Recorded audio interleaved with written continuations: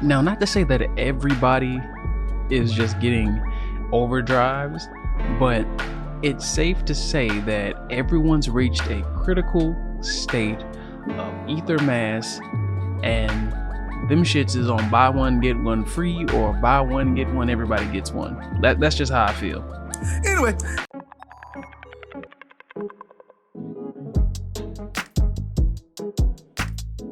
Hey, yo, what's going on, guys? It's your boy Tez, back at you with another EdensZero discussion, review, breakdown, whatever you like to call it, for chapter 150, entitled Weisz or Weisz versus Nasseh.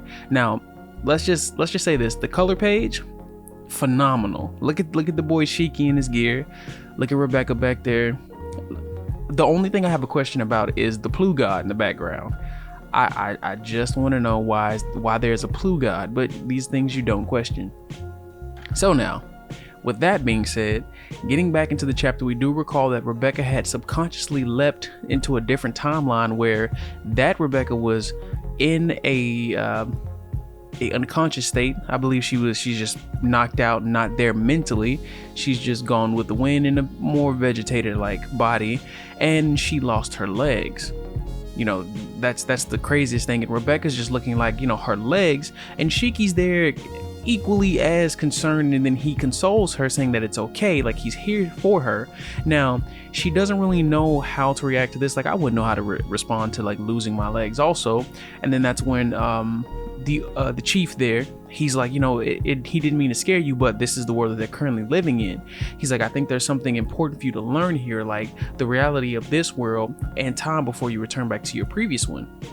He was like, yes, you lost legs and you've been in a coma for years. Now, that being said, everything has happened for a reason. Like, why did this happen? And he's just like, as they're trying to explain, things around her are starting to slow down, and she's looking at Shiki, and he was like, you know, if anybody can change it, it's you. You can make sure that this future is never reached. And that's when Rebecca starts to get a little woozy and hazy, and then those same lines of what's being broadcast to us or shown to us as her when she subconsciously leaps back into her current state and leaps forward and backwards.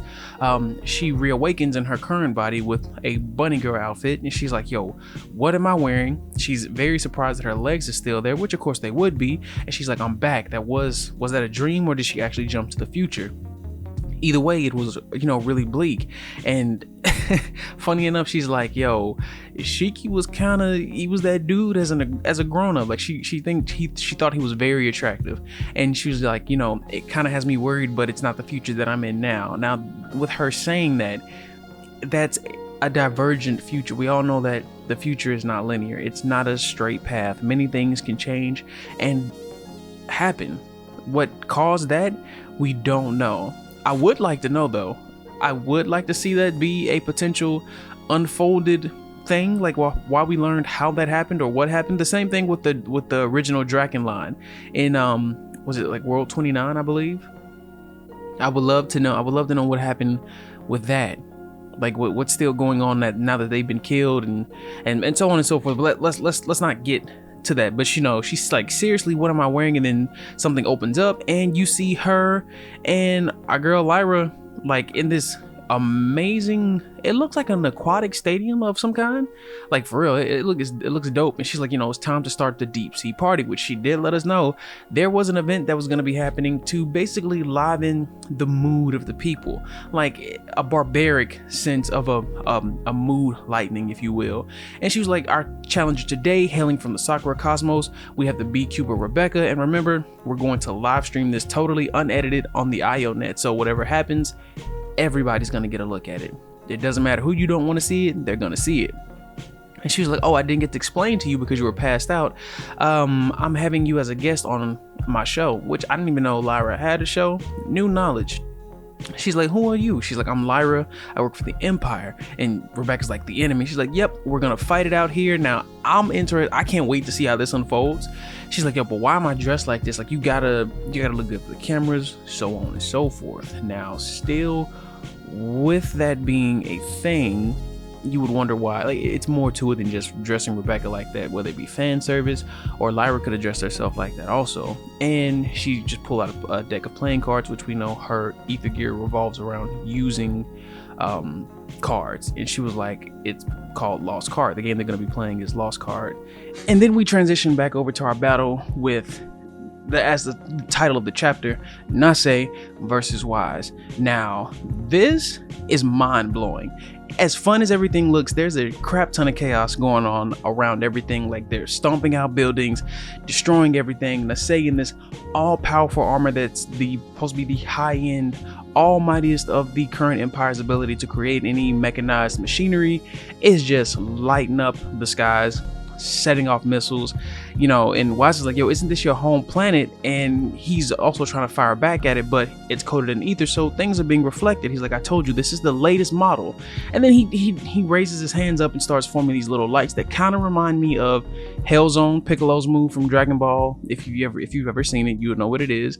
And he's like, yo, what is that? And they just start raining down from the skies, destruction everywhere. Weisz, it literally looks like a Dragon Ball Z fight. I kid you not, it looks like a Dragon Ball Z fight. And you know, he's like, then they start making this old obscure conversation about video games. He's like, it's just like a shoot 'em up game, am I right? And Weisz is Nasseh is like, of course kids nowadays don't know the term. It's a video game subgenre. When kids talk about shooting games, they mean first or third person shooter. You're a gun, you know, you and a gun walking around. He's like, but we know Weisz comes from an even older time. This Weisz, he's like, the old days, what are you talking about? He's like, sorry, my sense of time is skewed. Of course it would be. He's like, back in my day, shooting games were all about shooting things. And then he fires off, it looks like a Big Bang attack or a Kamehameha, whatever you want to call it. He's like, kids these days have no idea about the 16 shots per second record. He's like, hello, but your ether bullets aren't going to work. He's like, so I need to fire stronger rounds. But if I try anything strong, the Mark II won't be able to take it. So what do you do? He's like, duh, the answer is obvious. Now to us, we don't know what this is, but I was spoiled, so I do kind of know what this is. So he goes in and tries to basically punch him, and says like, oh, you're gonna just go fist to fist with the latest model? He's like, yeah, you made a big mistake when you decided to get into a machine. As we know, how can you forget? Weisz has the ability to reconstruct, deconstruct things with his ether. He basically took the Sea Devil down with Mortal Crash. And Nasseh's like, yo, what happened? Why is my gear basically falling apart? He's like, your gear, it got destroyed. And he's like, is this your ether gear? He's like, yeah, I can reconfigure machines. I can even destroy them if I feel like. He's like, yo, that's cheating. Your ether gear is no fair. He's like, yo, look who's talking. The man with suggestive, basically like, bro, you have an over-the-air brainwave manipulation power. The fact that I can just reconstruct and deconstruct machines is not far-fetched. You can literally make people do things to themselves. This is just the one instance where I have a one-up. And then his actual face mask breaks on the Mark II, and he's like, oh, that means, and Weisz is like, yeah, my boy, didn't I tell you earlier? Did I not tell you earlier? Once I learned the frequency of something, I can block it. So he basically, while he was running around, he was setting up jammers all over the city. And he's like, I even remodeled the ground while I was at it. Now, if you look at the pure destruction that's happening, like it's called Million Bullets. But you see Weisz there though? Look how my man's look how he look. I'm just saying, look how he looks. Cause then he's like, yo, what is this? His ether's reached a point of critical mass, like the critical state. It is Overdrive. And I mean, boy, look, if Weisz doesn't look like Gray when he uses the freaking the demon ice, I don't know what is. Like, I'm loving it. Like, yo, it's just so fire. Now, like I said in the beginning, everybody's getting the dang Overdrive. I hope things change because I don't want them all to have it. Like, it seems it came too quick. Unless later down the line there'll be something that unfolds that surpasses Overdrive. Like, is Overdrive is like the beginning stages of like having a pure connection to your ether of some kind. Like maybe this is just a latent state, like a pseudo Super Saiyan.